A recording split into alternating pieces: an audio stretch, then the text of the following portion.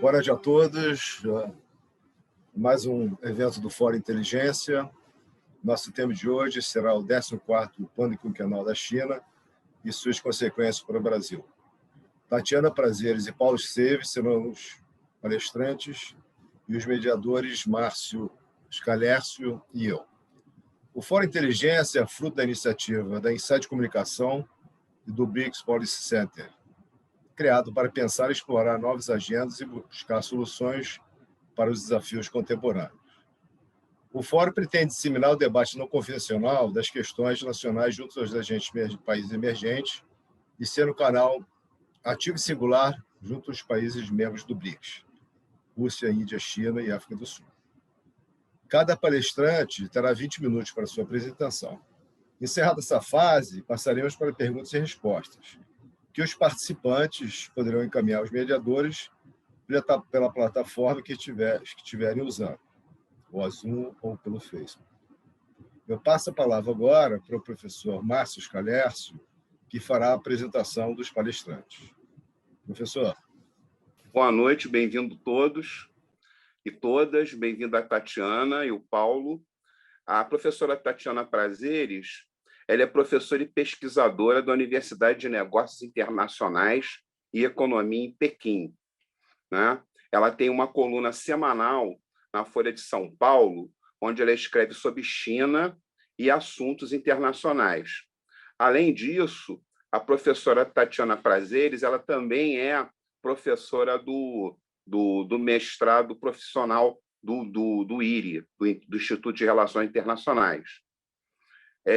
O professor Paulo Esteves, ele é professor do quadro do Instituto de Relações Internacionais, ele é pesquisador do BRICS Policy Center, ele é coordenador do mestrado profissional do Instituto de Relações Internacionais e ele também colabora aqui com a gente no Foro Inteligência.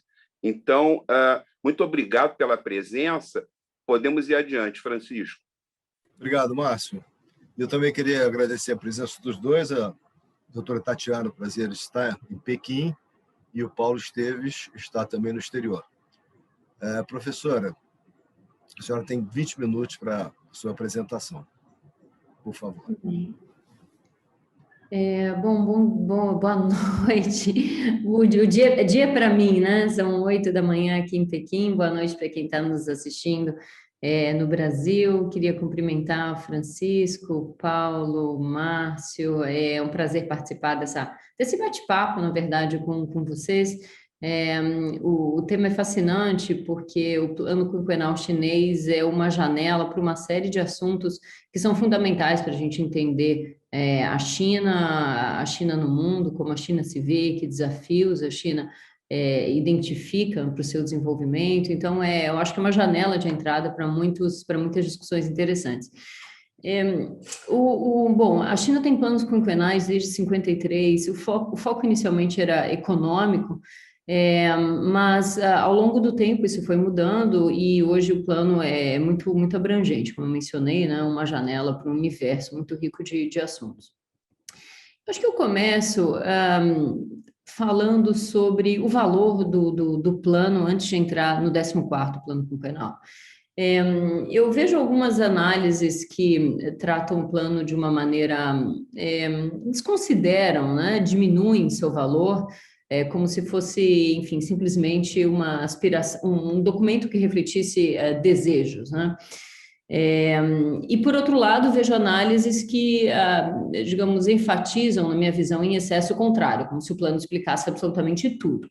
Naturalmente, não é uma coisa nem outra, mas talvez seja mais importante do que ele parece para quem não está habituado, né, a essa maneira de planejar o desenvolvimento do país com instrumentos, né, com documentos desse tipo.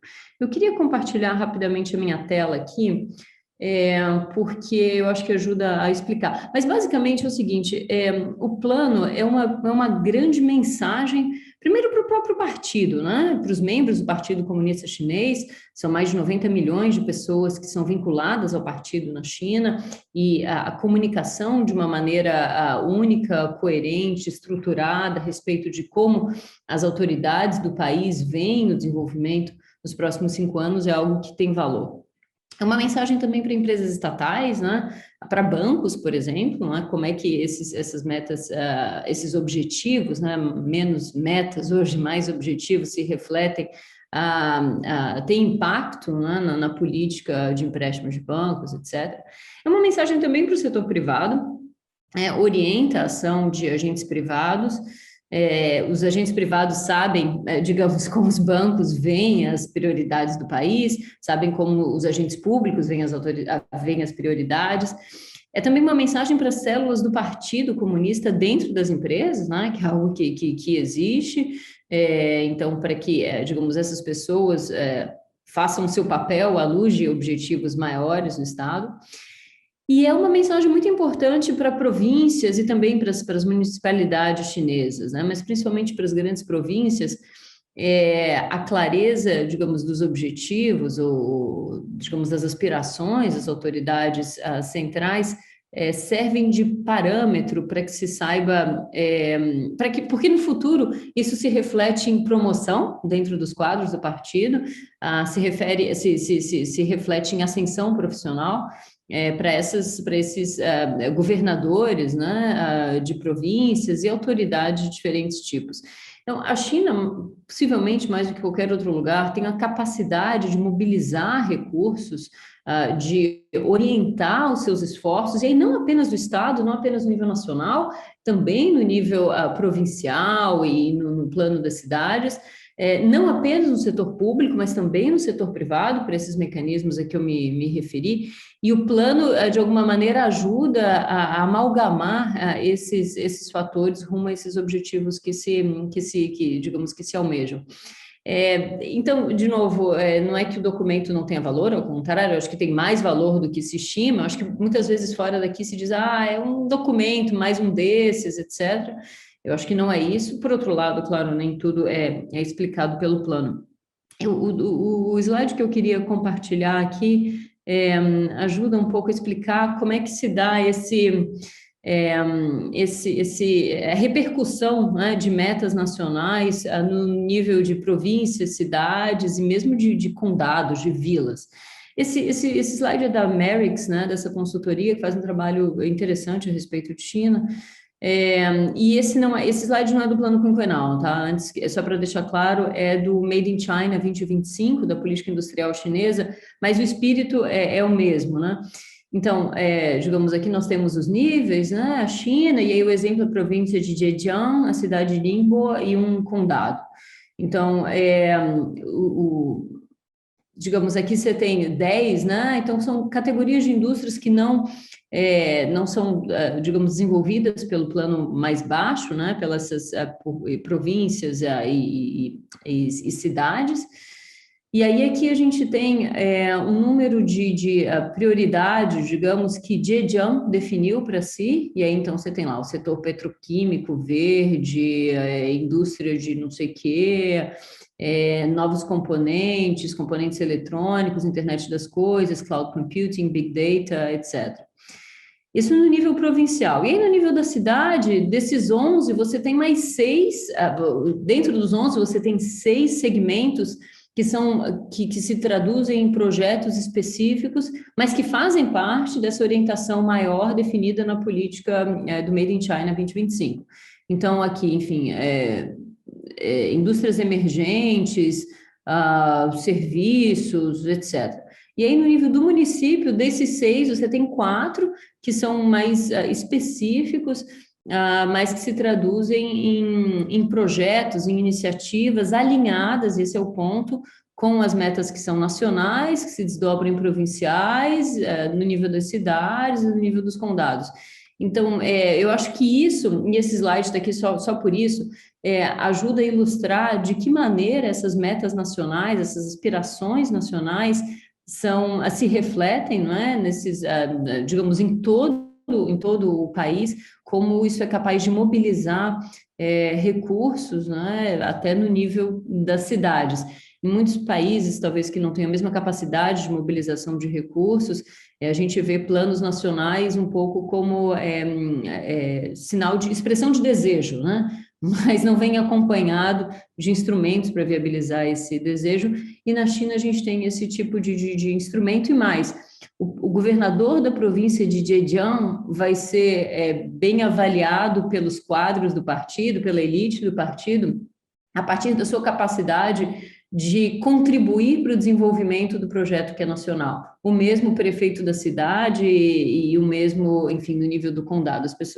As autoridades são promovidas em função da sua capacidade de entrega digamos, em projetos, em planos, perdão, como esse. Aqui eu falo um pouquinho, enfim, a Merix, como eu mencionei, tem um trabalho bacana. Aliás, eles estão na Alemanha, não estão, Paulo? Eu acho que eles estão na Alemanha.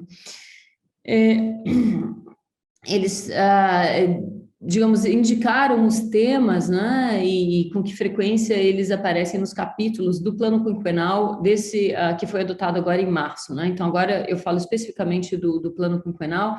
E aqui, a verdade, eu pus para que vocês tivessem uma clareza dos assuntos, né? E do destaque, do tamanho do destaque, ou seja, do tamanho da fatia dos assuntos. E aí a gente tem aqui reformas, né? Do modelo econômico e do mercado. Aqui, inovação e modernização industrial com uma fatia grande. Eu chamo a atenção para a sustentabilidade aqui também, que aparece como um dos temas, mas a gente vê outros como urbanização, infraestrutura, governança, etc, etc. Aqui, o slide compara como os temas aparecem, ou com que frequência os temas aparecem no 12º, 13º e 14º plano quinquenal, o que mostra, em algum grau, uma continuidade, né, dos assuntos, digamos, que vem recebendo prioridade nesse planejamento, mas a gente, enfim, vê o que recebe mais destaque recentemente, e aí a gente tem modernização, inovação e modernização industrial, reformas, enfim, do sistema econômico e do mercado. Aqui, os buzzwords, né, as palavras que mais aparecem, que mais são mencionadas de novo, nos últimos 3 planos quinquenais, e o que se destaca no último plano quinquenal é inovação e segurança, né, é essa conclusão dessa pesquisa por conceitos-chave. Aqui são uma lista de projetos que recebem status prioritário no plano quinquenal, e aí há vários projetos relacionados à urbanização, infraestrutura, inovação, modernização industrial, digitalização. Claro, o número de projetos não é uma boa proxy, digamos, para a importância do projeto, né? Mas, enfim, de toda maneira, aqui vocês têm uma ideia de temas muito concretos que são priorizados no plano por meio de projetos. Eu parei de compartilhar, deixa eu voltar aqui algumas ideias-chave no plano. Primeiro, eu acho que há uma questão importante relacionada a inovação e tecnologia. Bom, primeiro, foco em qualidade e não quantidade do crescimento, né? Eu acho que é impossível manter essas taxas de crescimento exuberantes do passado, sabe-se disso, né? É muito difícil você crescer sob uma base que é cada vez maior, então, naturalmente, a China, digamos, apresentaria taxas mais baixas de crescimento, e aí o governo faz um ajuste no foco e prioriza a qualidade. Então, outros aspectos como meio ambiente, clima, poluição, isso tudo ganha uma importância renovada nesse novo plano quinquenal, nesse novo modelo. Eles chamam de novo estágio do desenvolvimento, essa é uma expressão do plano, foco em qualidade, de novo, do desenvolvimento, é algo que aparece no plano. Claro, o ambiente geopolítico é mais desafiador, né? O plano fala em desafios não vistos em um século, né? Sem precedentes em um século. Essa é uma referência também do plano. Então, se no passado nós vimos muitas metas quantitativas, o que nós temos nesse plano quinquenal são menos metas quantitativas, mas são em menor número, e um foco nas questões de qualidade. Se vocês me perguntassem, eu acho que inovação e tecnologia, a China dobrando a aposta em inovação e tecnologia é algo que se destaca no plano, na minha visão. Isso tem a ver com outro destaque do plano, que eu diria que é a questão que eles chamam de estratégia da dupla circulação, da circulação dual, que é o foco na demanda doméstica e menos dependência, né? A ideia de diminuir a dependência do mercado externo e de tecnologias vindas do exterior. Então, por isso os dois temas se relacionam, né? Essa preocupação com inovação e tecnologia e a mudança, na verdade não é nova, né? Mas a aceleração dessa mudança de drivers do crescimento econômico chinês, cada vez mais dependente de mercado, consumo doméstico, né? A inovação e tecnologia, basicamente, a China dobra a aposta que já vinha fazendo em inovação, desenvolvimento tecnológico, etc. Há foco em mais pesquisa básica, né, algo em que a China não é forte, e o objetivo é fazer da China realmente uma superpotência manufatureira, mas mais do que isso, é diminuir a dependência, a vulnerabilidade relacionada à necessidade de depender de insumos domésticos. A gente pode falar disso mais para frente. Acho que a história da China com semicondutores é muito emblemática disso, e a relação durante o governo Trump fez com que os chineses se convencessem da necessidade de que não poderiam ficar na mão enfim, né, dos humores de determinados países, de determinadas autoridades, no que diz respeito a insumos estratégicos para o seu desenvolvimento tecnológico. E aí eu falo rapidamente da questão da estratégia da circulação dual. E o que eu sinto dos chineses aqui é uma preocupação muito grande em afastar a ideia de que a China estaria se fechando para o mundo, né? Porque, enfim, os chineses são bons nesses conceitos muito crípticos, e eles colocam o mundo inteiro discutindo o que eles querem dizer. Mas, enfim, a circulação dual tem a ver com a circulação interna, o mercado doméstico, a circulação externa, que é, enfim, a economia global, e como esses dois eixos se comunicam. E o foco da China, claro, como eu mencionei, no mercado doméstico. Vejam, circulação dual aparece 4 vezes só no documento inteiro, e o foco é claramente no ciclo interno, né? No eixo doméstico do crescimento. A preocupação deles é dizer, olha, a China continua aberta para o mundo, e é verdade que eles seguem fazendo reformas à maneira deles, não é? A conta-gotas, mas seguem atraindo muito investimento externo direto, não é? Enquanto, enfim, no ano passado, enfim, o FDI despencou, cresceu para a China cresceu, né, o fluxo de investimentos que veio para o país no ano passado. A China segue fazendo reformas para abrir determinados setores da economia, inclusive o setor financeiro, e com isso a China diz, olha, a gente não está se fechando para o mundo, ao contrário, etc., a gente vai seguir o processo de abertura econômica, vai aperfeiçoar a abertura econômica, mas a gente quer contar cada vez mais com o consumo doméstico como motor do crescimento. Quero terminar por aqui, antes mencionar 2 grandes desafios para a China nos próximos 5 anos, nesse ciclo, né, do plano quinquenal. Um deles é clima. A China anunciou que pretende atingir o pico das emissões em 2030, atingir neutralidade de carbono em 2060. A China responde por cerca de 28% das emissões no mundo, uma mudança muito significativa do modelo econômico chinês, e a gente vai ver esse movimento durante o período desse plano quinquenal.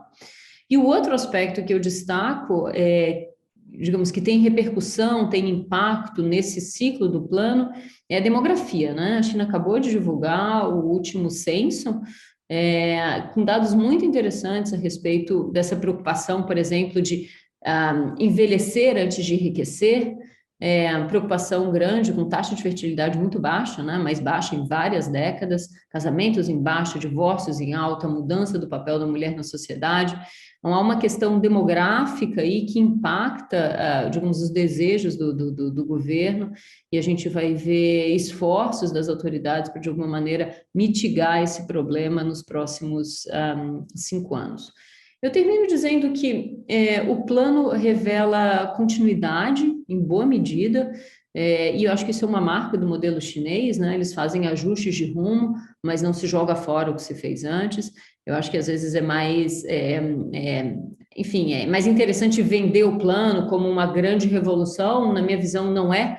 Por exemplo, a aposta em tecnologia e inovação é algo que já era muito presente antes, mas o que eu acho que é de novo aqui é algo relacionado à resiliência, né? A capacidade da China, da economia chinesa, resistir às dificuldades relacionadas a um ambiente geopolítico muito mais desafiador do que no passado.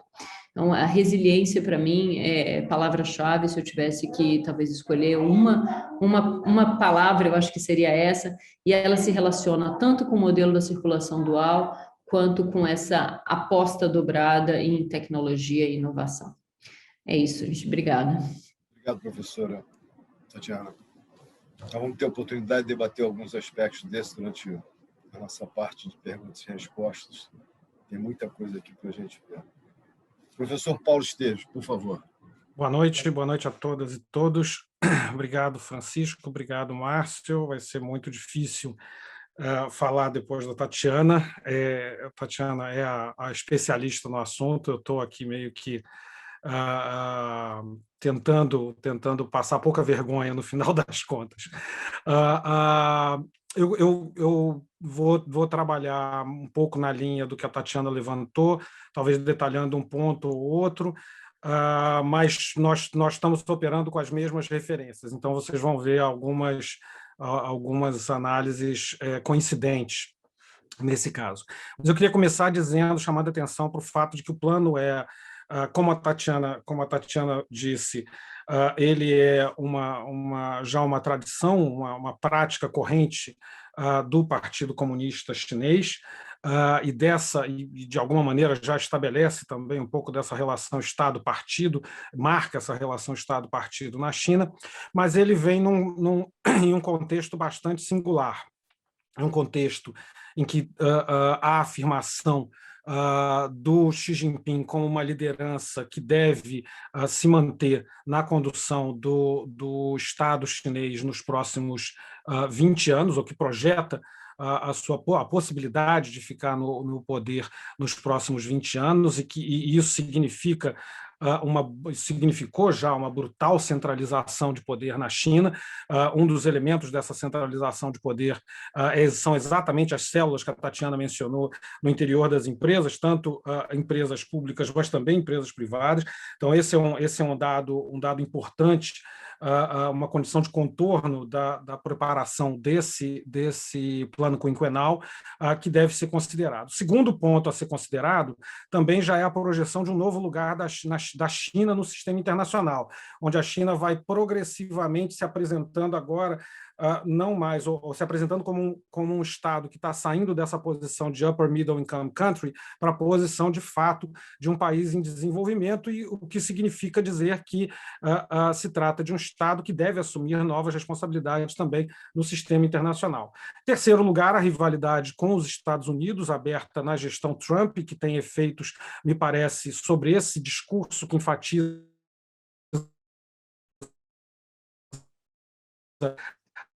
a ideia de self-reliance, resiliência e a Covid, que tornaram a diplomacia chinesa um pouco mais sensível, mas que reforçaram uma tendência já presente na diplomacia chinesa de ser bem mais assertiva do que aquela praticada nos últimos 20 anos. Se a gente for direto entrando agora no documento, o plano é um plano que contém 19 sessões, 65 capítulos, e que vai oferecer uma visão unificada que poderia ser sintetizada não mais no crescimento, mas na qualidade do crescimento, como disse a Tatiana. Antes de tentar apontar os traços fundamentais desse plano, eu queria destacar duas características importantes. A primeira é que, embora ele esteja referido aos próximos 5 anos, o plano apresenta uma visão de longo prazo, uma visão de, pelo menos de médio prazo, de 2035. E a segunda característica é que o plano não estabelece metas quantitativas pela primeira vez de crescimento. Essa é uma mudança apontada por 11 entre 10 comentadores. Contudo, embora o documento não faça uma menção a uma meta de crescimento, essa visão de longo prazo para 2035 supõe a manutenção de níveis de crescimento em torno de 4,5% ao ano, como sugerem alguns analistas mais atentos, o que significaria dobrar o PIB da China em 15 anos. Assim, embora o plano enfatize a qualidade do crescimento, ou como poderíamos traduzir as dimensões sociais e ambientais do desenvolvimento, há ainda a presunção da manutenção de taxas de crescimento expressivas, ainda que distantes dos 2 dígitos que marcaram a década de 2000. Em um certo sentido, essa ênfase se reflete no que o presidente Xi chamou de desenvolvimento centrado no povo, e que, ao fim e ao cabo, apresenta a intenção de consolidar uma estrutura de bem-estar em uma sociedade marcada por redes de proteção social ainda muito frágeis e por crescente desigualdade. Só para ter uma ideia, em uma publicação de 2019, Thomas Piketty afirmou que o nível de desigualdade da China no final dos anos 70 costumava ser menor do que a média europeia. Já nesse momento, eles estão se aproximando de níveis americanos de desigualdade. Em 2015, os 50% mais pobres da China ganhavam aproximadamente 15% da renda nacional, contra 12% nos Estados Unidos, enquanto 1% mais rico ganhava aproximadamente 14% da renda nacional, contra 20% nos Estados Unidos. É claro que a gente não pode esquecer que, ao mesmo tempo que a desigualdade crescia na China, a China retirava aproximadamente 750 milhões de uma situação de pobreza extrema, e que, ainda que 17% da sua população continue vivendo numa situação de pobreza em 2018. O plano tenta, de um lado, responder a essa tendência de crescimento da desigualdade e, de outro, garantir a estabilidade social e, portanto, a sobrevivência do próprio regime. Assim, agendas como educação, assistência médica e moradia ganharam centralidade nesse novo plano quinquenal. O plano pretende ampliar o emprego formal e a renda, expandir o tamanho da classe média, investir na qualidade do sistema educacional e fortalecer o sistema de saúde pública. Os principais objetivos nesse campo incluem o alinhamento do crescimento da renda das famílias e o crescimento do PIB, o aumento da expectativa média de vida em um ano até 2025, implantação de um sistema de aposentadorias para cobrir 95% da população. Nesse sentido, se isso não necessariamente desloca o eixo de desenvolvimento da China, pelo menos aponta um novo caminho para o crescimento em torno do setor de serviços, e esse é um ponto-chave do plano. Essa inflexão leva a um segundo destaque no 14º plano quinquenal, a circulação dual, como a Tatiana demonstrou. O conceito ajusta a estratégia de Going Global, adotada desde os anos 90, que enfatizava as exportações e investimentos externos. A estratégia da circulação dual se refere à economia nacional e à presença da China no exterior. Para muitos observadores, é um sinal precoce de desacoplamento, decoupling. Eu sigo a análise da Merix, a mesma análise que a Tatiana estava trabalhando, que a Merix tem feito do plano e que sugere que o conceito que é mencionado, como a Tatiana também disse, 4 vezes apenas no documento, se refere ao chamado grande ciclo interno, que afinal é o objetivo primário do plano. O chamado ciclo internacional, ou seja, a economia global, é vista como um meio de fortalecer a economia doméstica e aumentar a eficiência. Mas ela não deve, mas isso não significa que a gente possa afirmar que a circulação dupla ou dual é o início de um desacoplamento da economia chinesa da economia mundial. Ao lado da chamada securitização de tudo, esse conceito aponta para uma crescente preocupação com a autonomia e self-reliance. E, em segundo lugar, para algo que podemos conversar um pouco mais tarde, que é o novo lugar da China no sistema internacional. Com a circulação dual, o governo chinês dará prioridade à circulação doméstica, tanto no que concerne a demanda quanto à oferta, especialmente em relação a cadeias de valor consideradas críticas: tecnologias sensíveis, energia e alimento. Essas 3 agendas foram securitizadas nesse novo plano. No caso das cadeias de valor que envolvem tecnologias sensíveis, como circuitos integrados, esperam-se investimentos massivos no que o plano chama de inovação doméstica, ou indigenous innovation. mas o documento vai destacar também as noções de segurança alimentar e segurança energética. No caso da segurança alimentar, que mais nos afeta, após ter importado quantidades recordes de carne, milho e soja no ano passado, o governo chinês pretende adotar medidas como a criação de cinturões agrícolas dedicados à agricultura em larga escala e o fornecimento de subsídios suficientes para motivar os produtores de grãos. As prioridades no plano incluem, e esses pontos me parecem bastante importantes, proteger as terras agrícolas, apoiar a produção agrícola em terras ociosas, manter estável a área total e aumentar o rendimento por unidade diária. Aumentar os preços mínimos de compra de trigo e arroz e ajustar os subsídios para produtores de milho e soja. Aumentar a área de cultivo de milho, manter estável a da soja, apoiar a produção de canola, amendoim e garantir que a quantidade de terra dedicada ao cultivo de algodão e açúcar permaneça estável. Continuar a impulsionar a recuperação da produção de porcos, enquanto também aumenta a produção de carne bovina e de carneiro. Diversificar as importações dos principais produtos agrícolas, acelerar o desenvolvimento de negócios agrícolas multinacionais e desenvolver cadeias de fornecimento de grãos e outros produtos no exterior. Finalmente, a chave de tudo isso, intensificar a pesquisa de tecnologias agrícolas essenciais, incluindo sementes, para aumentar a produtividade em meio a terras agrícolas limitadas. Esses pontos me parecem absolutamente centrais para o Brasil, nós vamos ter oportunidade de conversar sobre isso mais adiante, quero crer. A agenda de segurança energética segue a mesma lógica, o mesmo vocabulário, self-reliance e confiança na tecnologia e na inovação. A agenda de segurança energética inclui extensa interconexão, interação inteligente entre sistemas, flexibilidade e confiabilidade. A China já é hoje líder mundial na produção e distribuição de energia renovável, e o país está implementando políticas para promover maior expansão e integração de energia renovável em seu próprio mercado. Está também proporcionando investimentos substanciais em pesquisa e desenvolvimento para impulsionar a inovação e novas tecnologias e atrair empresas estrangeiras. Esses destaques sugerem que a China não vai depender maciçamente das importações e que o país tem um plano para resistir a qualquer ação futura no mercado de energia. Essas três securitizações da agenda de tecnologias sensíveis, na agenda de segurança alimentar, na agenda alimentar e na agenda de energia, apontam para uma preocupação crescente com self-reliance. De um lado, a gente pode concordar com a Americas de que isso não necessariamente significa um desacoplamento, isso significa um novo lugar da China no sistema internacional, onde a agenda de segurança vai ganhando crescente relevo. E nós temos que ler, me parece que uma estratégia interessante para ler esse documento é lê-lo à luz desse novo lugar que a China vem ocupando vai ocupar no sistema internacional e que já se projeta como um país desenvolvido, com as responsabilidades que lhe são atinentes, e, ao mesmo tempo, como uma grande potência mundial. Obrigado, Francisco. Obrigado, Márcio. Obrigado, Paulo. Vamos passar agora para perguntas e respostas. Professora Tatiana, os dois planos anteriores foram bem sucedidos, pelo menos naquilo que se propõe. E nós temos agora esse 14º, que inclusive é justificado como não tendo metas em função da instabilidade da economia internacional. É uma técnica interessante, mas de qualquer forma incorpora segmentos novos, fala em aumento de renda, enfim. Nós temos um choque de demanda vindo por aí.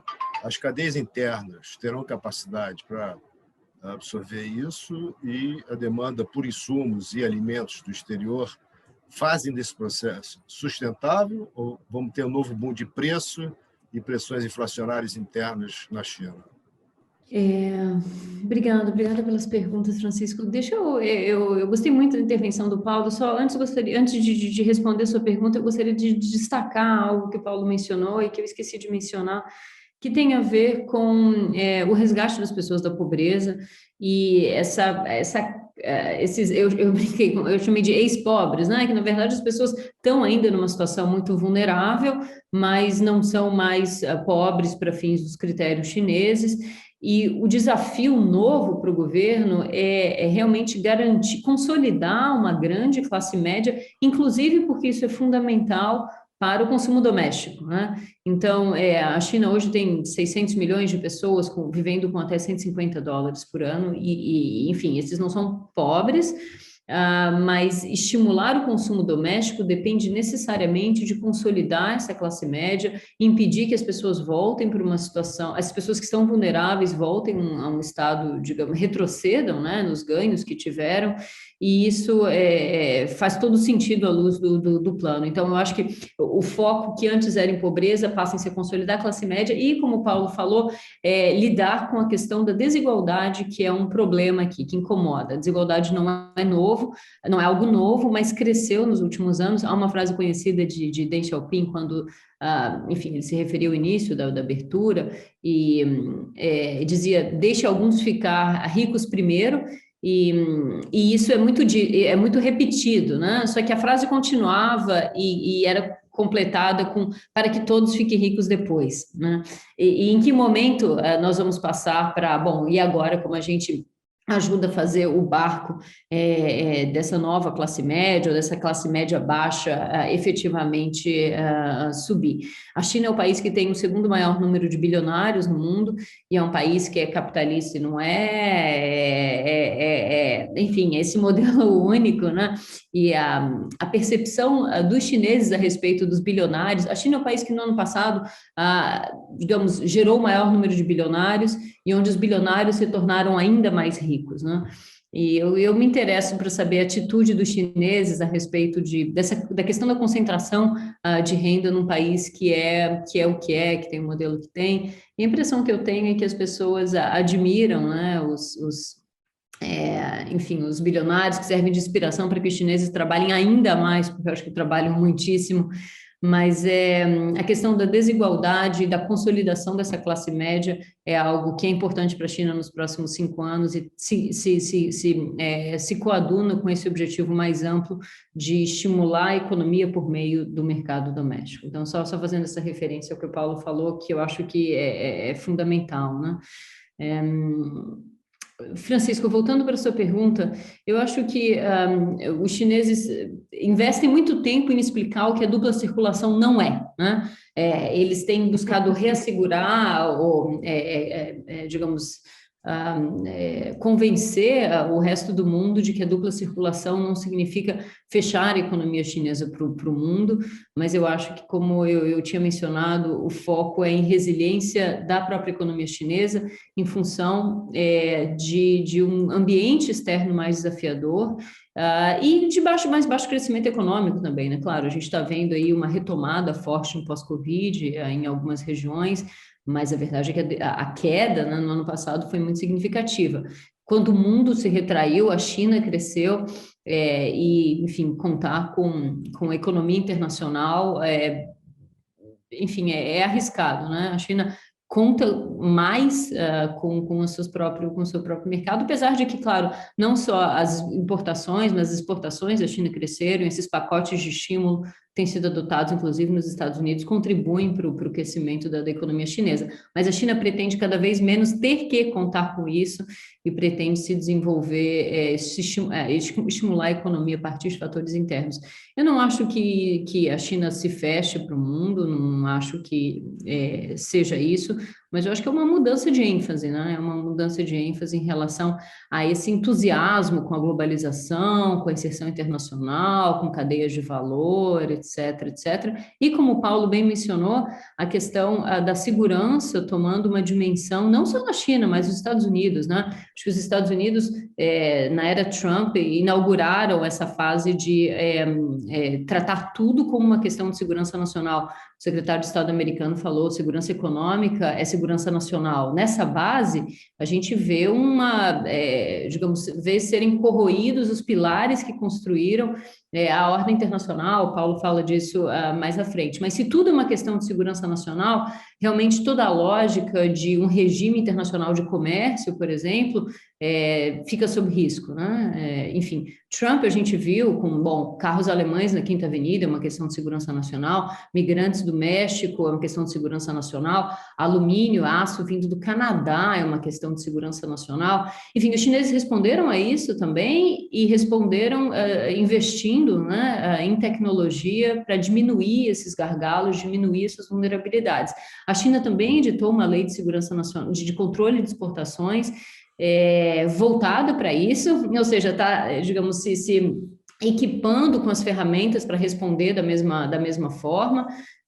Não que necessariamente precisasse disso, mas eu acho que precisava sinalizar que estaria pronta para fazer isso com, por exemplo, terras raras, e sem falar em toda essa questão relacionada à Covid, mas, por exemplo, relacionada a algoritmos, né? Ou seja, seja lá que arranjo o governo Trump pretendia fazer com o TikTok, a China se municiou de um instrumento legal para ter a palavra final a respeito de se a inteligência, né, o software que permitia que o TikTok fosse o que pudesse efetivamente passar para a mão de americanos, né?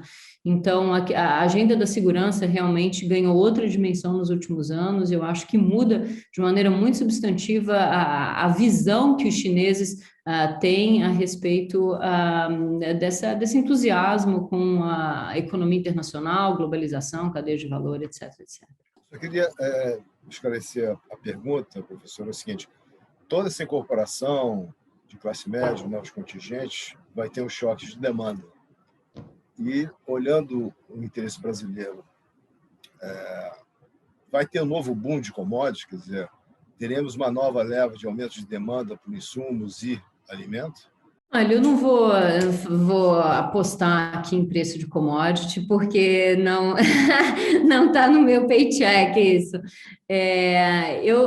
A respeito de alimento, bom, primeiro, a mudança do perfil do crescimento chinês, eu acho que tem impacto sobre importação de minérios, né? Ou seja, enfim, a fase de a China sair construindo projetos de infraestrutura pesados que eram muito demandantes de determinados insumos, eu acho que tá passando, né? Em alimentos, então eu vou entrar em algo que eu gostaria de tratar talvez um pouco mais para frente, mas eu acho que, como o Paulo falou, segurança alimentar é uma preocupação muito clara dos chineses. Hoje de manhã, aí no Brasil, fiz uma apresentação sobre um estudo que eu escrevi para o Atlantic Council a respeito de futuro do comércio China-América Latina em 2035. E o que a gente antecipa, com modelos econométricos, dados de qualidade, algumas hipóteses que me parecem plausíveis, é uma queda da participação de produtos agrícolas nas exportações da América Latina para a China. Isso tem a ver com vários fatores, mas, como o Paulo falou, uma preocupação muito grande dos chineses com o aumento de produtividade agrícola, o que tem a ver com investimentos em máquinas agrícolas. Máquinas agrícolas é um dos 10 setores prioritários da política industrial chinesa do Made in China 2025. Um dos 10 máquinas agrícolas. Bom, o segundo tem a ver com 5G no campo, agritech, né? Ganhos de competitividade relacionados a novas tecnologias. Depois, investimentos em biotecnologia. Hoje a China tem uma legislação relativamente restritiva, mas eu posso apostar que a hora que ela obtiver avanços que espera, muda a legislação. A China quer diversificar fornecedor, ou seja, não pretende ser autossuficiente, 100% autossuficiente em alimentos, mas uma maneira de diminuir vulnerabilidade é você evitar a concentração em poucos mercados. Então, a Ásia vai se tornar mais competitiva, assim, isso que o nosso modelo, digamos, antecipa. E aí você tem, por exemplo, a Indonésia, a Tailândia ganhando participação do mercado chinês. E, finalmente, a questão demográfica também na China, com uma população que vai começar a encolher, não começou a encolher ainda, mas vai começar a encolher, o que naturalmente não favorece um aquecimento, né, uma aceleração dessa demanda por alimentos, insumos agrícolas. Então, eu acho que para a agricultura brasileira é um sinal de alerta. Claro, a China continua urbanizando, né? Ou seja, e continua aumentando renda per capita. Então, você tem esses dois fatores jogando a favor de importação de produtos agrícolas, mas você tem uma série de outros fatores que jogam contra, e no saldo, a nossa avaliação é de que vale a pena para todos os stakeholders, digamos, envolvidos no agro, um olhar mais atento para essa dinâmica chinesa. Eu acho que a gente muitas vezes se deixa levar por essa conversa de superpoderes do agro e pelo apetite sem fim dos chineses, né? E há um risco de complacência aí que eu acho que precisa ser evitado.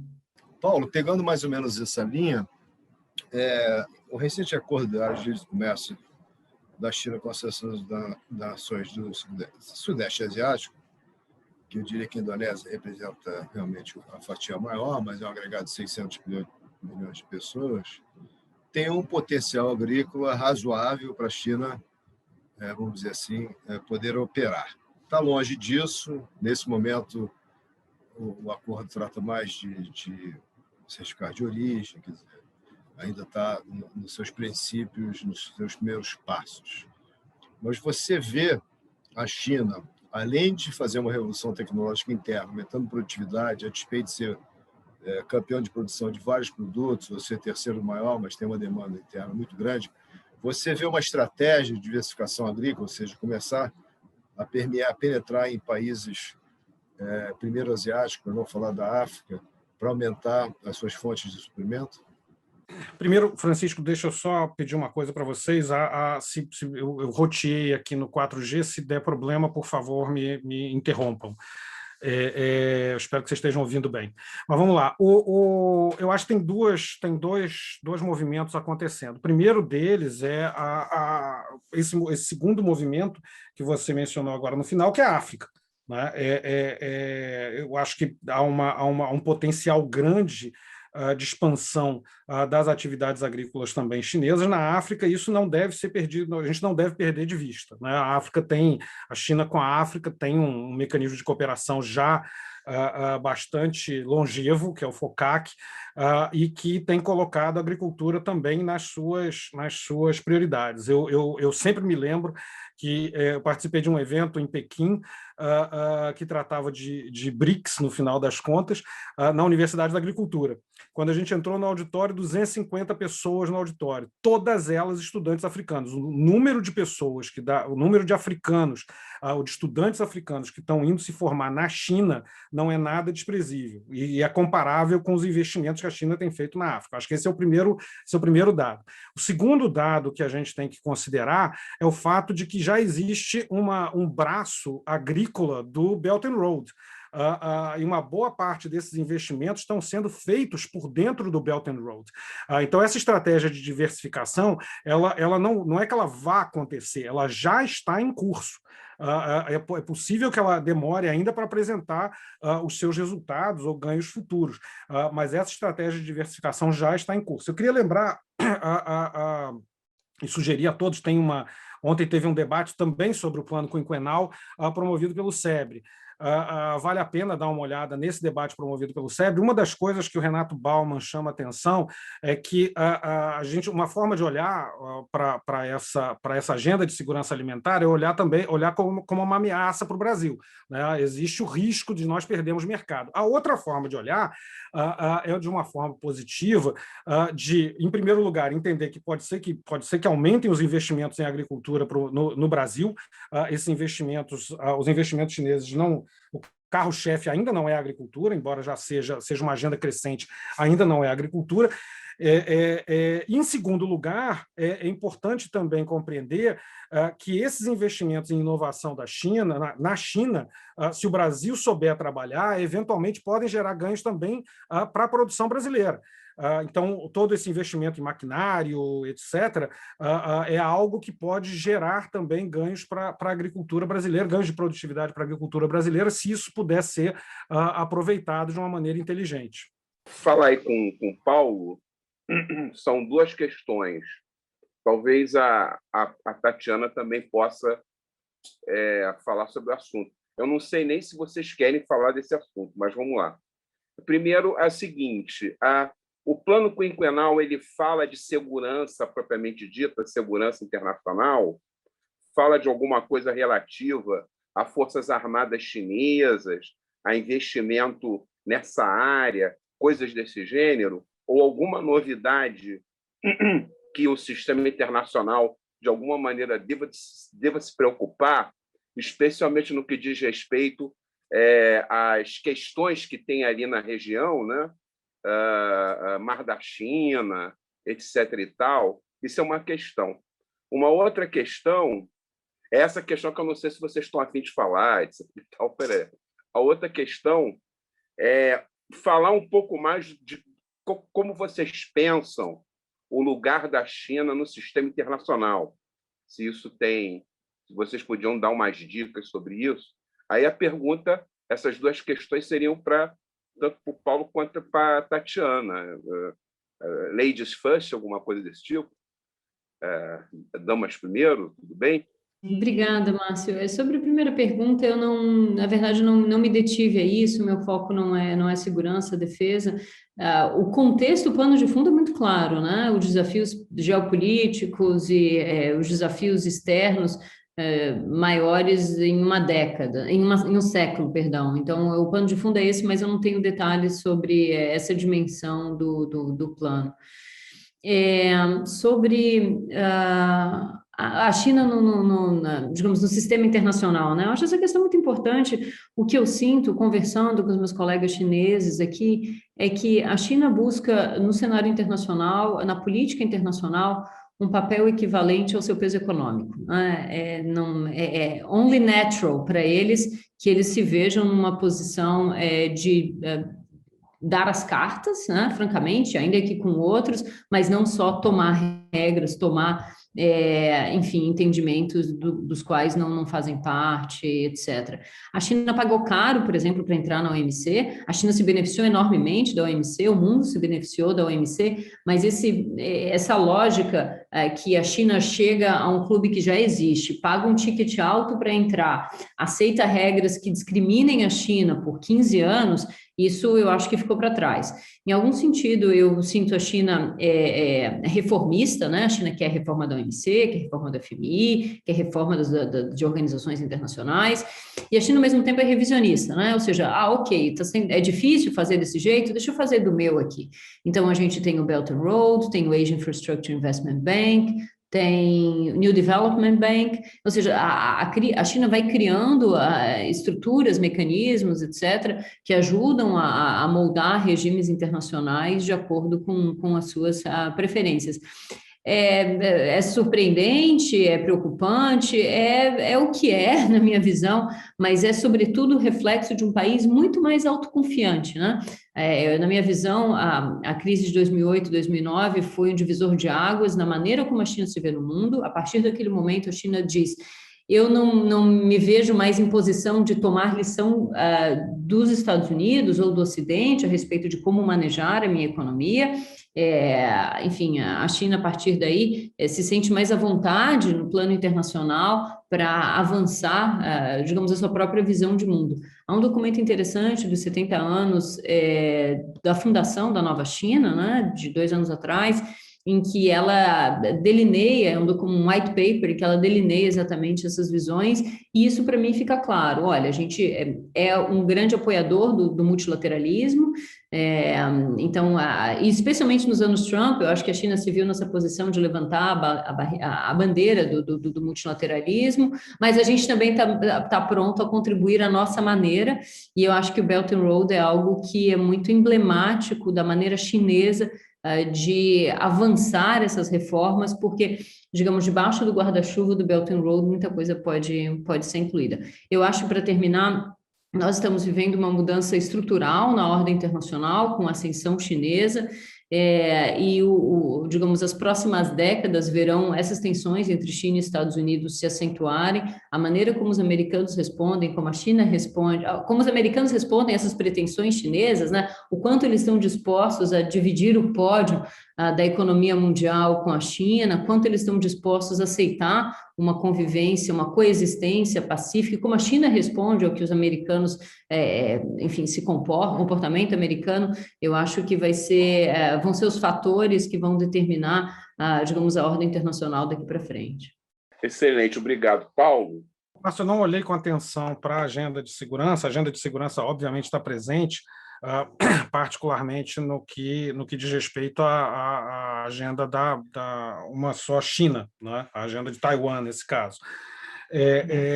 Mas tem duas leis que foram adotadas no final do ano passado e que são importantes: a Lei de Defesa Nacional e a reforma da Guarda Costeira.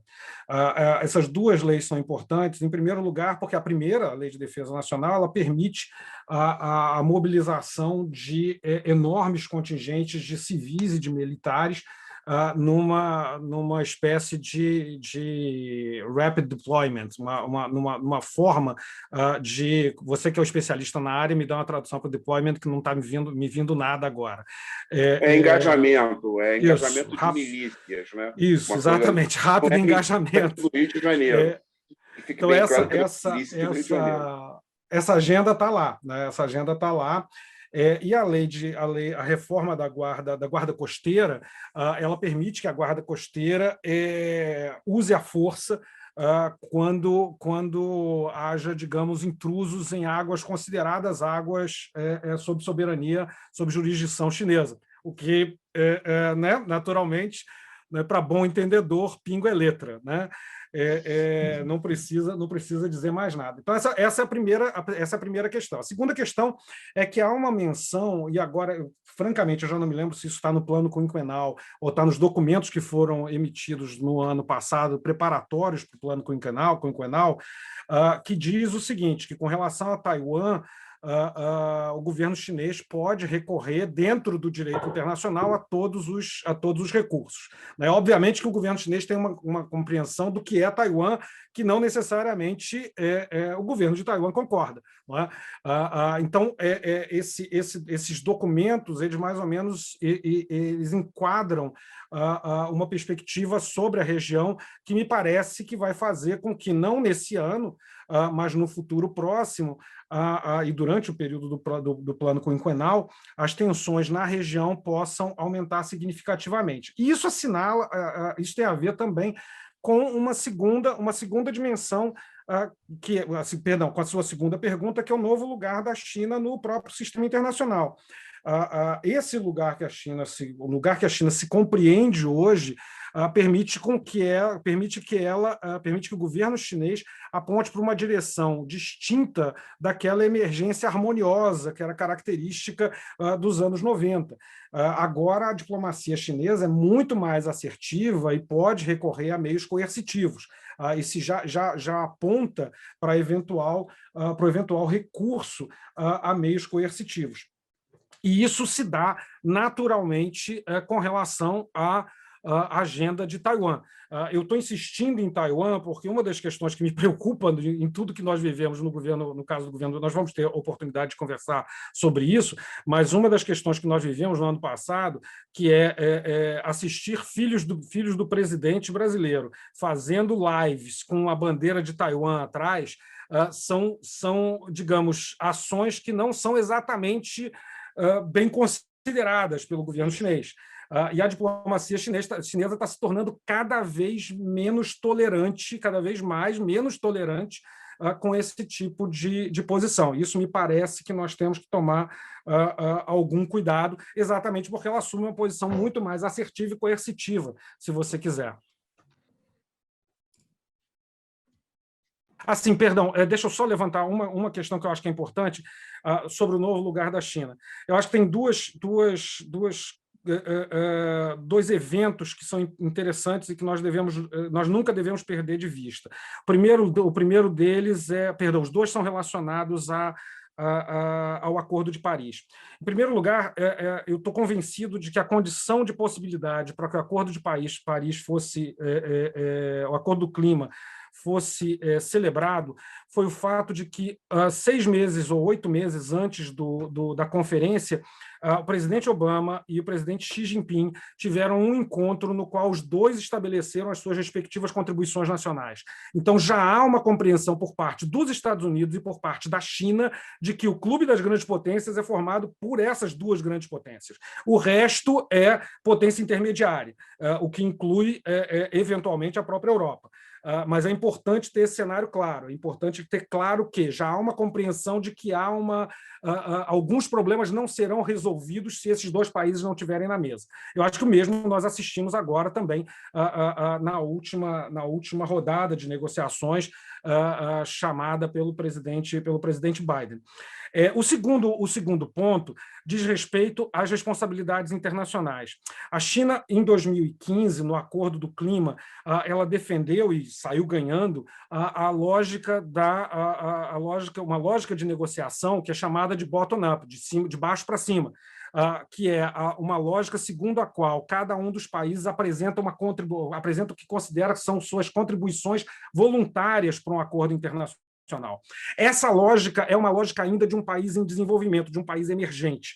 Um país que se coloca hoje no clube, se reivindica a posição de grande potência e se coloca no clube dos países desenvolvidos, deve necessariamente abrir mão dessa lógica e trabalhar com uma lógica de responsabilidades internacionais. É isso que se espera hoje da China. Todas as vezes que nós vamos ver avaliações sobre o documento, sobre o plano quinquenal, particularmente em relação a clima, a pergunta é: qual é a contribuição da China para a provisão de um bem público global que é clima? Essa provisão de bem público, ela, digamos, através de contribuições voluntárias, já não é mais consistente com a posição que a China mesma reivindica para si própria, que o governo chinês reivindica para si próprio. Eu não sei se está claro o ponto, mas qualquer coisa a gente volta nele. Para mim ficou claríssimo. Muito obrigado, Francisco. Bola contigo. Obrigado. Você está trazendo um pouco para a dinâmica Brasil-China. Considerando o 14º, considerando todas essas transformações que nós estamos aqui conversando, além da China comprar ativos baratos, a China tem interesse no campo agrícola, quer pelos seus pés de campos, ou quer por investimentos diretos, a senhora vislumbra algum tipo de parceria mais estratégica, alguns setores onde o Brasil, de alguma forma, poderia se inserir de forma complementar nesse novo plano chinês? Francisco, eu acho que Brasil e China têm um mundo de oportunidades pela frente. Bom, no plano político oficial, há um entendimento de que se trata de uma parceria estratégica, mas a questão é que há um universo de temas e de atores que ainda não participam com profundidade, né, desse diálogo bilateral. Então, enfim, você pensa... Eu vejo muito em tecnologia, né? Oportunidades para cooperação na área tecnológica e parcerias nesse ambiente. Mas pessoas a pessoas, estudantes, a dimensão cultural, tudo isso é muito raso ainda, né? É muito pouco desenvolvido. Então, a gente tem hoje, sob o aspecto econômico, um relacionamento muito... Sob o aspecto comercial, um relacionamento muito intenso, né, com a China. A China é o principal parceiro comercial do Brasil há mais de 10 anos. Esse estudo a que eu me referi indica que a China se tornará ainda mais importante para o Brasil nos próximos 15 anos. Enfim, investimentos chineses cresceram, né, de maneira consistente nos últimos 20 anos. A gente tem uma história muito... enfim, a presença chinesa no Brasil que é muito mais significativa, mas, fora isso, a verdade é que é muito pouco, né? Há uma distância, um desconhecimento, mesmo para as empresas que são muito expostas ao mercado chinês. Eu acho que é muito pouca presença das empresas aqui. As empresas simplesmente... Bom, eu estou generalizando aqui, eu não gosto de fazer isso, mas muitas delas simplesmente vendem para a China, e o fato de não estarem aqui, não conhecerem a realidade do mercado, não conhecerem as preferências do consumidor, os novos canais de distribuição, as novas maneiras de se comercializar na China, principalmente por meio dessas... enfim, de tecnologias digitais, compras em grupo, por exemplo, enfim, tudo isso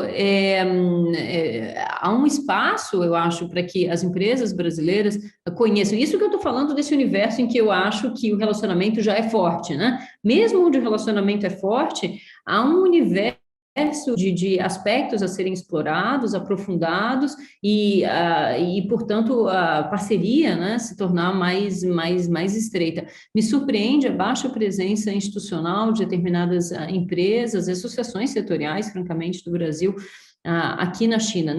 E os chineses valorizam o relacionamento pessoal, valorizam o relacionamento de longo prazo, e isso tudo é muito pouco explorado, de novo, nessa dimensão que é relativamente bem desenvolvida. Na outra, então, enfim, eu não quero ser muito negativa, há iniciativas novas de jovens, por exemplo, que buscam reduzir essa brecha de conhecimento. São jovens que estão estudando aqui na China, por exemplo, enfim, Observa China é um desses exemplos. eu gosto muito da Xiaomi também, enfim, há várias iniciativas que buscam promover o conhecimento, maior conhecimento da China no Brasil e promover conhecimento de qualidade, né? E é isso, com isso surgem novas iniciativas, oportunidades, ideias, etc. Eu diria que, principalmente em tecnologia, mas eu já até modelos de negócio, né? O varejo brasileiro hoje, por exemplo, se inspira muito no que acontece na China, e a gente via, né, grupos de empresários da área do varejo vindo para a China, conhecendo como funciona o varejo digital na China, essa coisa toda. Então, esse tipo de troca, eu acho que ainda é muito pouco explorado e o potencial é cada vez maior. A China vai cada vez mais fazer tendência para o mundo e, enfim, as pessoas precisam se aproximar. É um esforço deliberado, consistente, conduzido ao longo do tempo para o desenvolvimento de relacionamento e para um aprendizado a respeito do que acontece na China, e eu acho que isso tem muito a acontecer ainda. Obrigado, professora. Paulo, tem uma pergunta aqui do Ivan Lopes Bezerra, que nos assiste. Como a China vai estimular o consumo doméstico? Eu acho que mais dá só para essa aqui. Como irá aumentar a urbanização e diminuir as emissões de CO2? Vai aumentar a energia nuclear? Eu acho que esse talvez seja um dos grandes calcanhares de Aquiles do projeto, né? Essa é uma indagação que tem sido feita por vários analistas. Como é que se mantém esse nível de crescimento, que, embora não esteja expresso no documento, ele é assumido, e, ao mesmo tempo, se faz uma transição energética significativa e que aponte para as metas ou para a realização das metas já oferecidas pela própria China. Eu acho que esse é um grande calcanhar de Aquiles, e a resposta que os chineses têm dado ao problema ganhos diz respeito a ganhos de produtividade através de inovação. A resposta para quase todos os problemas é inovação. E isso é algo que levanta enorme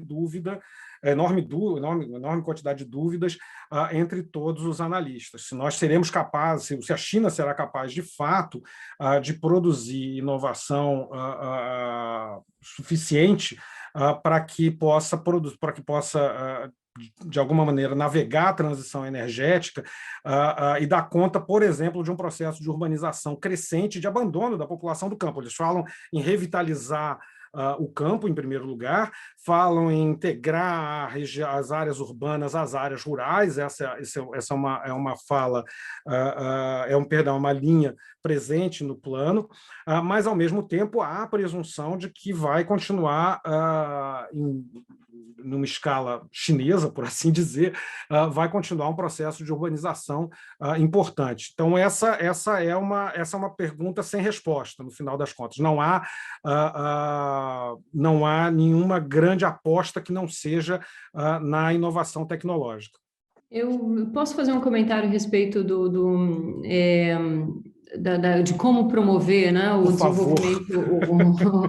Não, eu queria concordar com o que você falou, e essa questão de, enfim, consolidar a classe média é algo que é importante, e, enfim, o governo tem instrumentos para fazer isso, para, enfim, avançar nisso, mas a ideia era retomar o que você falou a respeito da relação urbano-rural na China. Eu acho que há um desconhecimento muito grande ainda fora da China a respeito do tamanho da população rural e da oportunidade que ainda existe de integrar essas pessoas a um nível, as cidades onde o nível de consumo é muito maior.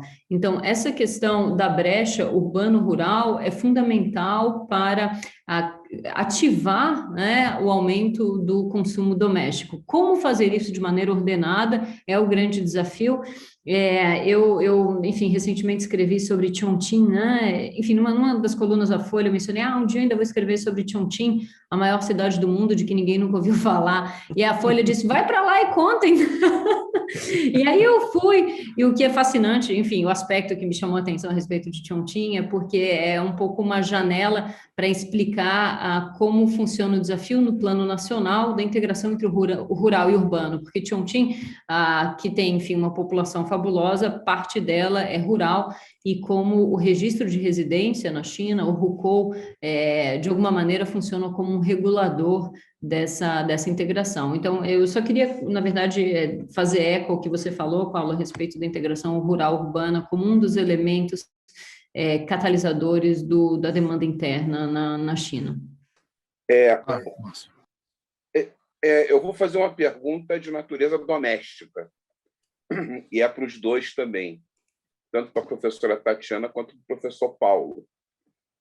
Se vocês têm como avaliar a natureza dos danos que as relações Brasil e China têm sofrido nos últimos tempos por causa de determinadas manifestações do nosso governo. Esses danos, eles são danos muito graves, médios, ou são resolvíveis com o tempo, com alguma facilidade? Paulo, você primeiro. Ok. Essa é fácil para você. Não é nada. Mas vamos lá.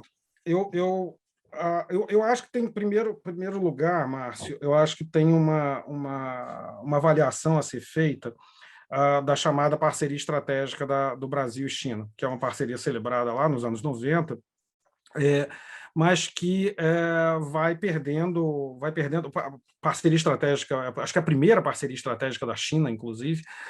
Hoje já são quase 100, se eu não estou enganado.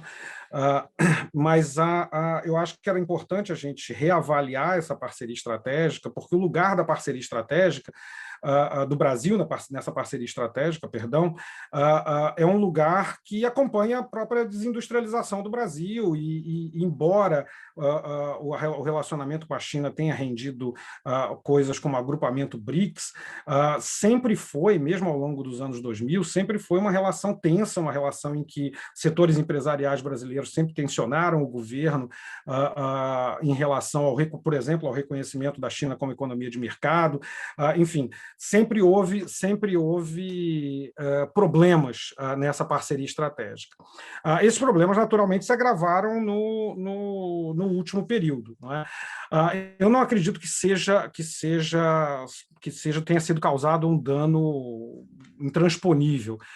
Naturalmente que as eleições do ano que vem vão determinar o tamanho desse dano, porque nós estamos falando, a pergunta é se nós estamos falando de 4 anos, se nós estamos falando de 8 anos. Né? Eu acho que isso vai fazer toda a diferença. E nós não sabemos tampouco se mesmo com a possibilidade de um segundo mandato Bolsonaro, se essa posição em relação à China vai se manter durante muito tempo. Ele está sendo cobrado em relação a isso. De qualquer maneira, me parece que é possível pensar num novo relacionamento com a China, explorando algumas complementariedades. Novamente, o Renato Bauman estava na audiência, eu não sei se continua, mas eu recomendo a todos. O Renato tem uma lista de compras, na verdade, uma lista de áreas de cooperação com a China, que vão de saúde à área mais óbvia, que é de satélites. O Brasil tem um programa de cooperação em satélites com a China, que é um programa importante, que me parece que poderiam ser, digamos, portas de entrada para uma futura agenda de reposicionamento dessa parceria estratégica. Nós temos que, de alguma maneira, estabelecer uma relação com a China que não seja a relação que nós estamos estabelecendo hoje, porque a relação que nós estamos estabelecendo hoje, ela nos coloca numa posição absolutamente vulnerável, e da qual nós temos que sair, porque hoje nós temos a China como principal parceiro comercial do Brasil, e temos uma situação em que existem 3 produtos nessa pauta, sendo que um produto ocupa mais do que, sei lá, 60% da pauta. Então, isso é uma questão, isso é um problema. E no mais das vezes, nós não conseguimos avançar nenhuma outra grande agenda estratégica, a não ser o Banco dos BRICS, no caso específico dos BRICS, nenhuma outra grande agenda estratégica com a China. Eu acho que está na hora de repensar essa parceria e de recolocar outras agendas na mesa. Para isso, a condição de possibilidade para que isso aconteça me parece que é um resultado eleitoral no ano que vem, que seja diferente daquele das últimas eleições. Obrigada, É mais Paulo, pessimista que eu, hein, Tatiana? Não, não, o que eu acho é que os chineses têm um relacionamento com o Brasil a longo prazo, né?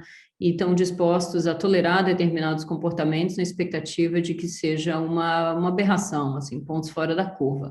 Eu acho que de tempos em tempos eles mandam sinais de que pensem bem no que vocês estão fazendo, porque afinal de contas talvez não convenha a vocês, né?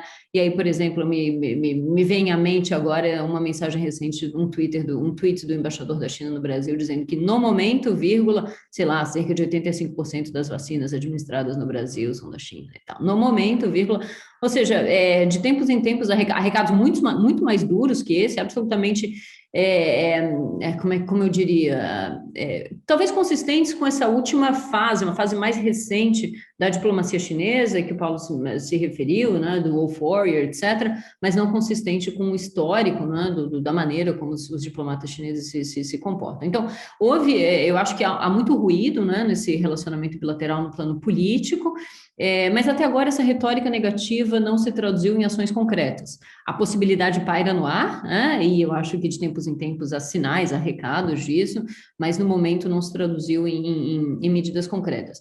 Eu acho que isso dificulta um aprofundamento do relacionamento, dificulta a velocidade, digamos, com que esse relacionamento poderia se aprofundar, mas eu acho que não há prejuízos concretos hoje. Há o risco, mas não há prejuízos concretos. O problema, na minha visão, o que é interessante, enfim, do ponto de vista da análise, é que as relações do Brasil com a China passaram a fazer parte da discussão política interna do Brasil, o que é muito delicado, né? Eu acho que desde que o Bolsonaro assumiu é o caso, mas isso se acentuou com a Covid e agora com vacinas para a Covid. E aí, como o Paulo mencionou, isso tudo faz parte do pano de fundo do cenário das eleições presidenciais no próximo ano. Eu acho que quanto mais as relações com a China são apropriadas pelo debate político interno, mais imprevisíveis elas se tornam e mais, digamos, arriscado o cenário se torna. Eu acho que as relações China-Brasil têm um enorme potencial, e, enfim, eu sou fã também do trabalho do Renato Bauman, mas o caminho pela frente ainda pode ser bumpy, né? Ainda tem percalços pelo caminho. Enfim, essa a minha visão. Deixa eu aproveitar, eu dei uma olhadinha ali também. Queria agradecer ao Paulo Ferracioli por estar aqui. Eu sou fã do trabalho do Paulo, tudo que o Paulo, enfim, escreveu, participar sobre China, assistam, porque é muito bom. A Lívia, da Xumian, também está aqui. Lívia, parabéns pelo trabalho, você faz um trabalho belíssimo. Enfim, vida longa para Xumian. Um último ponto, reforçando isso que a Tatiana levantou, que eu acho que também a gente não pode perder de vista, é o fato de que nesse sistema internacional em que a gente tem duas potências emergindo, o Brasil tem uma posição, ele pode se aproveitar de uma posição ou se valer de uma estratégia, que é uma estratégia de fazer hedge com as duas. Isso seria, em condições normais de temperatura e pressão, tudo que nós esperaríamos da posição brasileira, que é jogar exatamente com as duas potências e tentar conseguir ganhos, tentar alcançar ganhos absolutos significativos. Nós, novamente, acho que a expressão que a Tatiana usa é perfeita. Nós estamos numa situação que é um ponto fora da curva. Numa situação normal, nós estaríamos olhando para o Itamaraty adotar uma posição que ficou conhecida como universalista e tal, mas que no final das contas é uma posição de hedging, apostar nos dois cavalos e tentar aferir os maiores ganhos dessa situação, né? E um forte abraço para o Paulo também. E para o Gelson, que também está na audiência. E também para o Gelson, Fernando Pimentel, da BIT, também um abraço para os conhecidos e para os novos amigos. Professora, tem uma pergunta aqui que está um pouco fora do contexto, mas eu acho que vale a pena porque a gente não tem muita percepção do que realmente está acontecendo de moeda digital, do projeto de moeda digital do RMB aí na China. Ele já está sendo utilizado como moeda de troca, tem perspectivas de penetrar o sistema, ou ainda uma coisa muito, muito incipiente? Eu entendo que haja pilotos em curso em algumas cidades chinesas, é esse o meu entendimento, estado de pilotos, mas precisaria verificar o quanto isso efetivamente está, enfim, acontecendo, qual é a escala. Eu li notícias de que as pessoas estavam recebendo um rombal, enfim, um dinheirinho para exatamente estimular o uso, né, da ferramenta, etc., mas não tenho, não sei em que grau está sendo efetivamente implementado. Uma outra pergunta aqui de um assistente. Durante o governo Lula, o Brasil teve uma estratégia agressiva de expansão na área de serviços de engenharia, e a chamada diplomacia de exportação. E, evidentemente, a África foi um ponto focal importante em alguns países da América Latina. A China não está tendo, vamos dizer assim, tanto sucesso assim em alguns países africanos, até onde eu sei, Angola, etc., tem muitos problemas. A senhora vê que o Brasil está sendo substituído na África em todos os segmentos que o Brasil chegou a conquistar?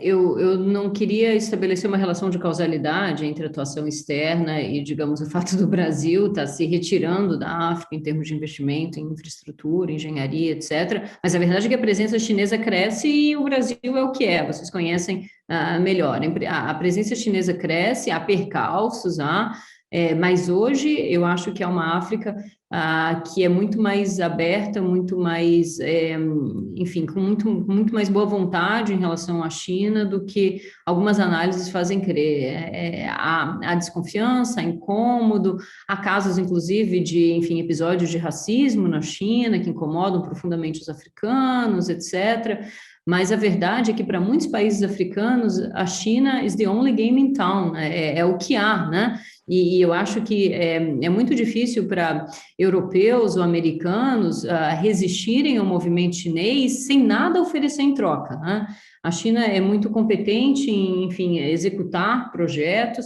traz financiamento, traz, enfim, mão de obra, muitas vezes, há uma série de resistências em relação a questões ambientais, sociais, etc., mas a percepção é de que a China entrega e que os outros se incomodam com o que a China faz, mas não oferecem alternativa. O resultado disso, na minha visão, é uma China mais aberta à África do que muitos querem fazer crer fora da China, no Ocidente, de maneira geral, né? Ou seja, inflar a resistência dos africanos aos chineses, em muitos casos, me parece algo exagerado e self-serving e útil, né, para a própria narrativa. Enfim, Paulo mencionou a quantidade de alunos africanos na China, a quantidade de africanos falando chinês é realmente muito, muito impressionante.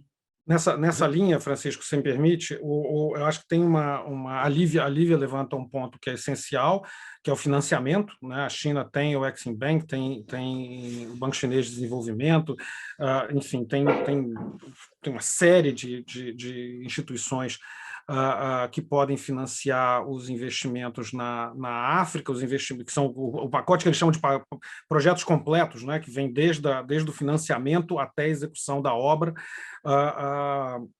Isso é algo interessante. Há alguns casos, inclusive, que algumas empresas chinesas depois se tornam parte do empreendimento na China, depois, ou vão manter o empreendimento na China, na África depois. Então, acho que esse elemento é importante. E vamos lembrar que, no caso brasileiro em particular, houve o suicídio do país, né? Se você quiser assim, né? Então, houve um problema com esse segmento da indústria no Brasil, e houve também um problema com os mecanismos de financiamento, né? O BNDES, como a própria Lívia levanta, o BNDES teve um papel importante nesse período que você mencionou, e que deixou de ter, né? Então, acho que esse novamente, acho que o ponto que a Tatiana traz é um ponto interessante, né?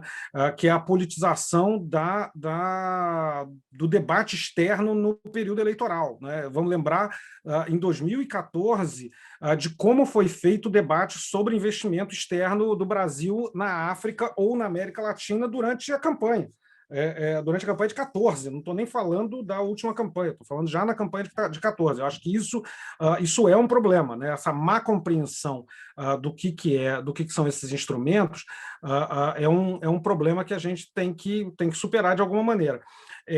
Em segundo lugar, eu acho que uma questão importante, e essa é uma questão que eu acho crítica, é a não percepção de como a China, de como o investimento chinês tem se transformado ao longo do tempo.